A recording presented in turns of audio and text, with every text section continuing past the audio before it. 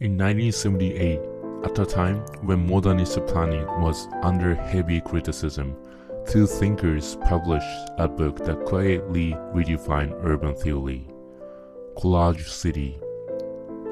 Unlike manifestos that demanded total reinvention, this book proposes something subtler and perhaps more realistic.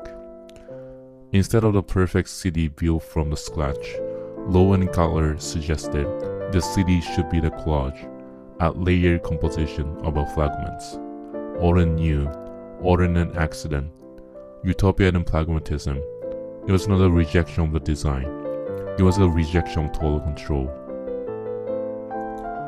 By the 1970s, the promises of modern planning were unveiling.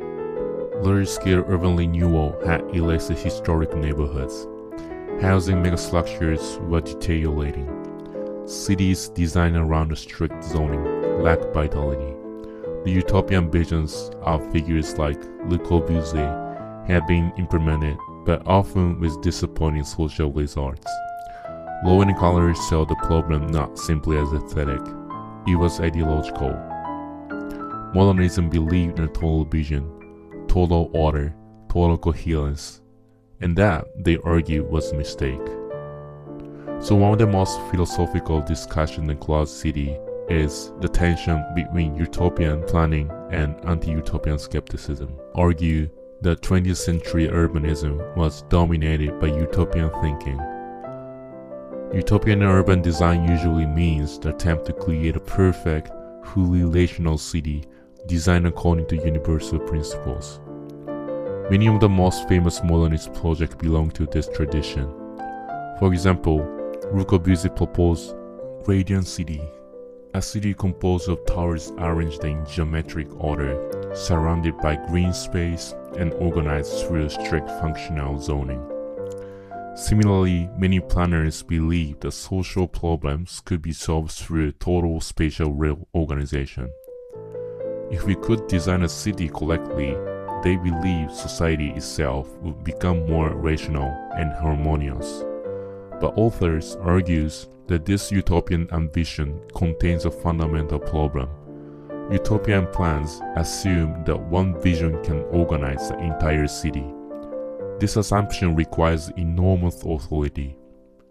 In practice, it often leads to large-scale demolition and centralized control. Entire neighborhoods must be erased to make room for the ideal plan. The city becomes a tabula rasa, a blank slate. However, Rowe and Koetter argues that cities do not function well when they are treated this way. Cities are historical accumulations. They are the result of many decisions made across centuries. When planners attempt to impose a single unified vision, they eliminate the very complexity that makes cities vibrant. At the same time, the authors are not fully anti-utopian. They do not argue the city should develop randomly or without a planning. Instead, they propose a balance between utopia and anti-utopia. Rather than a single total vision, cities should contain many partial visions. Different ideas can coexist. Different architects can propose different solutions.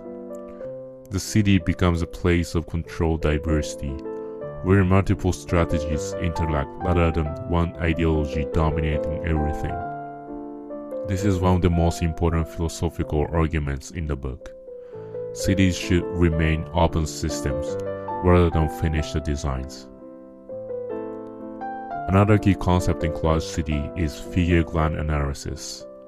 This concept originally comes from Gestalt psychology, which studies how humans perceive visual patterns. In figure ground relationship, the figure is the object we focus on, while the ground is the background against which the object appears. Colin Rowe applied this idea to urban form. When we look at the city from above, buildings and open space from the patterns. In traditional cities, buildings usually form continuous blocks that define streets and squares. In figure ground diagrams, buildings appear as solid black shapes, while public spaces appear as white voids. Historic cities such as Rome or Florence produce very clear figure ground patterns.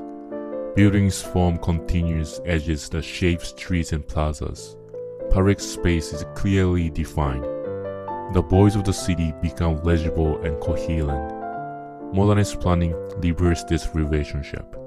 Buildings were treated as isolated objects placed in open landscapes. Instead of forming streets, buildings floated within the large areas of open space. This produced a fragmented figure ground condition. Public space lost its clear definition. Instead of plazas and streets, cities contained leftover spaces between buildings. Colin, Rowe, and Koetter argued that this spatial condition weakened the urban life.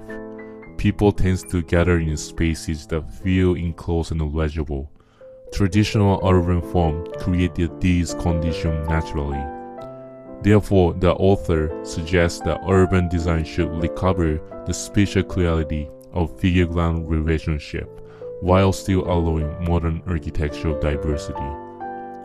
This concept later influenced many urban design movements, including contextual architecture and new urbanism. So what is the concept of collage? Because collage as an artistic technique accepts fragments. The concept comes from the modern art, especially the work of artists associated with Cubism. In collage, an artwork is created by combining fragments of different materials. Newspaper clippings, photographs, textures, and drawings may all appear within the same composition. Each element retains its identity, yet together they form a new whole. Colin, Rowe, and Koetter proposed that cities function in a similar way. Historic cities are not the product of the single design.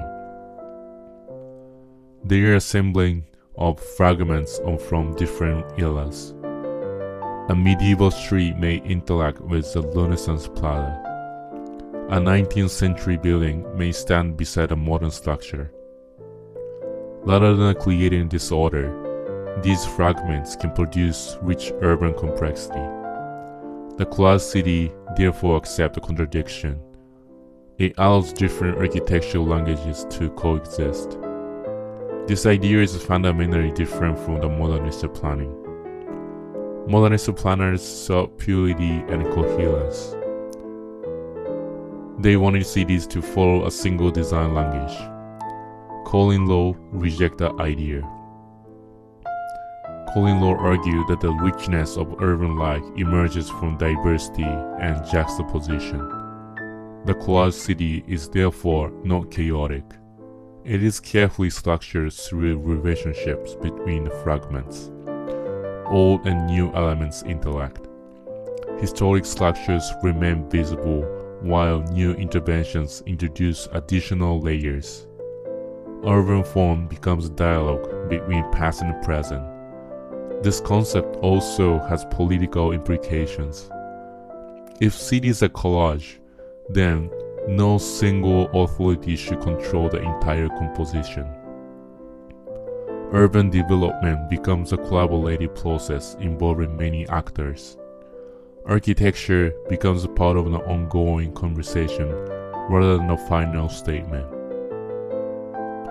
So unlike strict preservationists, Colin, Rowe, and Koetter are not advocating freezing cities in time. They believe in contemporary intervention, but intervention must respect the context. Modern architecture can coexist with historic fabric. The goal is not limitation. It is a dialogue. The new should contrast, but also relate. Urban continuity matters more than stylistic purity. Underlying the book is a political argument. Large-scale urban planning often aligns with centralized power. Governments or corporations impose massive projects. Collage urbanism, in contrast, favors incremental development. Multiple actors, smaller interventions, negotiation instead of domination. This approach is slower, messier, but potentially more democratic. So Collage City sits between extremes. Compared to At City is Not a Tree by Christopher Alexander, it shares skepticism toward the rigid planning. But while Alexander emphasizes organic structure, Colin, Rowe, and Koetter emphasize formal composition. Compared to Learning from Las Vegas, it is less focused on symbolism and more concerned with spatial form. And unlike the elitist New York, which celebrates congestion and scale, Collage City remains cautious about uncontrolled gigantism. However, some critics argue that collage urbanism lacks clear implementation strategies. How do you ensure coherence without falling back into total planning? Others suggest the approach risks aestheticizing the fragmentation without addressing the deeper social inequality. Yet despite these critiques, the influence of Collage City is undeniable. The book has revived the interest in traditional street patterns and urban blocks, contextual design, and incremental urbanism. It influenced the new urbanist movement through Colin Rowe himself was more nuanced than later stylistic applications. In contemporary cities, where adaptive reuse and mixed context development are common, the collage approach feels increasingly relevant. So today's cities face rapid redevelopment, heritage preservation debates, infrastructure expansion, and climate adaptation. Total master plans still exist, but skepticism toward them has grown. Developers insert towns into the historic district. Old warehouses become cultural hubs, transit projects reshape the neighborhoods. Cities are already collages. The question is whether we design them consciously as such. So, as a final summary, what is a collage city? It is a rejection of purity, a rejection of total vision, a defense of complexity. Colin Rowe argued that cities are richest when they layer time, accept contradiction, allow fragments to coexist. The city is not a blank slate. It is a palimpsest. Every generation adds to it. Collage is not chaos. It is curated multiplicity. So Collage City reminds us that urban perfection is dangerous. Cities thrive not through total control, but through tension, through layering, through dialogue between past and present. The best city may not be the most ununiformed, but the one that embraces its fragments. Thank you for watching and I hope this summary helps you and you will have the opportunity to read the actual text and learn more about it. And still, we are just halfway up the ladder of the knowledge of all of the architecture, art, philosophy, and design. If you enjoyed this video, don't forget to like, subscribe, and share your thoughts below.